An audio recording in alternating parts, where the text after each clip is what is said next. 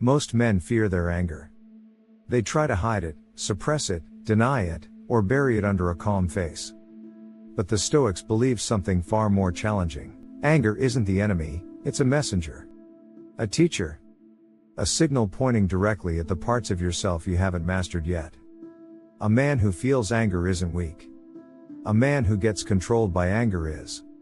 You can see this in your own life. Moments when irritation hits faster than logic. Moments when a small inconvenience feels like an attack.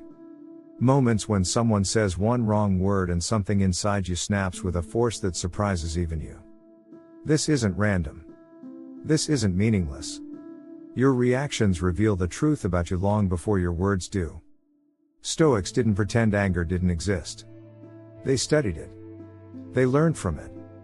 They asked what it was trying to show them. Because anger is the emotion that tells you exactly where the cracks in your inner foundation are. And once you understand that, anger becomes the doorway to self-mastery. A man's anger usually appears in the same places, over and over again. Not because the world repeats itself, but because the unresolved parts of him repeat themselves. He isn't angry at traffic, he's angry at his lack of patience. He isn't angry at disrespect, he's angry he still seeks validation. He isn't angry at mistakes, he's angry at the expectations he placed on himself. He isn't angry at losing control, he's angry that he never built internal control in the first place. Most men don't see this. They blame the event. The person. The timing. Anything except the truth. Anger reveals where a man hasn't learned to lead himself. A Stoic understood this deeply. Whenever anger rose, it meant something inside him was untrained, undisciplined, or unresolved. And instead of exploding outward, he turned inward. He looked at the root, not just the reaction. Some men get angry when they feel powerless. Some get angry when they feel ignored. Some get angry when they're overwhelmed. Some get angry when their ego feels threatened. Some get angry because they don't know another way to express fear. Anger always has a reason, even when you don't consciously know what it is. It shows up where your mind is still unprotected. The modern world tells men to release their anger or let it out. But releasing it without understanding it doesn't free you, it traps you in the same cycle. Stoics didn't release anger. They dissected it. They stripped it down until they found the weakness underneath it. For many men, anger is just a disguise for a more vulnerable truth. Fear of failure. Fear of rejection. Fear of incompetence. Fear of losing control. Fear of not being enough. These fears don't show themselves naked. They put on armor. They arrive as anger so you don't have to face what actually hurts. So the Stoics made a habit of asking one question whenever anger appeared inside them. What is this reaction trying to protect? What part of me feels exposed right now? A man becomes incredibly powerful when he stops reacting to the surface emotion and starts understanding the deeper meaning behind it. And here's something most men never realize. Anger almost always appears when your life doesn't match your standards. When your actions don't match your goals. When your effort doesn't match your ambitions. When your behavior doesn't match your values. When your reality doesn't match the man you believe you should be. Anger shows up to highlight the gap. Not to shame you, but to direct you.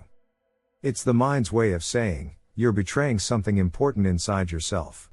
But if you ignore the message, the anger grows stronger. It festers. It becomes resentment, irritability, impatience, volatility. It becomes the silent weight that drags a man through his days and keeps him awake at night. Stoicism teaches that a man is defeated not by the world, but by his inability to understand himself. And nowhere is that more visible than in the way he handles anger. A man who fears his anger avoids situations that challenge him. He becomes passive, apologetic, overly agreeable. Not because he is kind, but because he is scared of the parts of himself he doesn't understand. A man who indulges his anger becomes unpredictable and easily manipulated. He destroys relationships, opportunities, and his own progress. Anyone can pull his strings, all they have to do is provoke him. But a man who studies his anger, who listens to it, who learns from it, becomes someone you cannot intimidate or provoke. Anger loses its grip when the lesson behind it is understood. That's why the Stoics practiced emotional delay, not emotional denial. They didn't pretend they were calm. They created calm. They bought themselves enough time to analyze the reaction instead of acting from it. A few seconds of breathing. A pause before the next word. A small space between emotion and decision. That space is where the lesson appears. Inside that silence, a man sees the truth. He's not angry at the world, he's angry at the parts of himself he hasn't strengthened yet. And now he knows exactly where to start. There's something else Stoicism reveals that almost no one talks about. Anger shows what you value. You don't get angry about things that mean nothing to you. You get angry where your standards are highest. Where your boundaries matter most. Where your beliefs are strongest. Where your identity feels threatened. Where your purpose feels blocked. Anger is the spotlight pointing to the areas of your life that require growth, discipline, clarity, or correction. Some men get angry because they lack direction. Some because they lack boundaries. Some because they lack self-respect. Some because they lack purpose. Some because they lack peace. In all cases, anger is the signal pointing to what needs to evolve. A man who understands this doesn't fear his anger. And he doesn't worship it either. He uses it.